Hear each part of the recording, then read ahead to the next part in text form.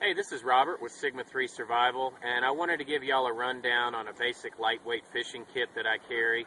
I think it's extremely important to bring a fishing kit, especially in your bug out bag or a scout kit or whatever your plans are for the wilderness. You ought to have a fishing kit of some type if you're going to be around any kind of body of water. One of the most important components is hooks. You've got to have lots of hooks, different sized hooks. I carry mainly smaller hooks because you can catch any type of fish with a small hook, but you can't catch small fish with large hooks. Another thing is I carry a lot of monofilament, a lot of cordage, a lot of Trotline, because they have a lot of dual purposes. You can use the monofilament as tripwire sets for traps. You can use the tarp or Trotline as different kinds of snare cordages. But here's a basic rundown.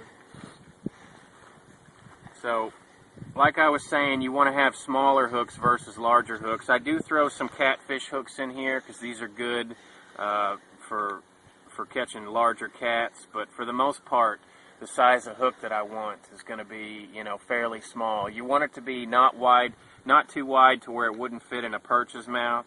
So I'll have this being my largest hook, and I'll carry very few of these because these will last a long time. The majority of my hooks will be, in this caliber range. Another thing that I carry, I'm real big on having Trotline.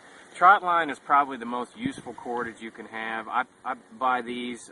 These are about $7 for about 500 to 600 feet of them. And I use these from everything from snares to bow drill cordage to wrapping up, tying off primitive shelters. There's just so many different uses for this. I can't express enough that cordage is an absolute necessity in the wilderness. I can go out and make cordage from 10 different plants within, 300 yards of us, but the plain and simple fact of it is it takes forever to do. I don't care how good you are at it. Putting out 10 feet of cordage is going to take you quite a while. So bring some cordage and make sure that you bring different sizes. This is 135-pound test. This is 250-pound test. And I carry a lot of fishing line with me. One thing that's important is the color of the line. Make sure that you get something that's clear. I am highly against using any kind of blue fishing line. Even if it's in clear water, you'll notice that it shows up pretty well. So always go with clear. I've been bass fishing since I was about, knee-high to a grasshopper, and I've always caught more fish on clear line than I have any other color. But I do carry some green, heavier gauge monofilament line. This is a 25-pound test. This is something I'll use in murky water.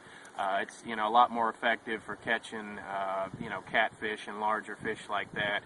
But you're going to want, for the most part, your clear line needs to be a lighter gauge. I go with 10-pound test because that's a good overall pound test for that type of line and that type of fish you're going after. Another really cool thing that I bring with us is Yo-Yos. These things are great. They're super lightweight. This probably weighs at most 3 to 5 ounces.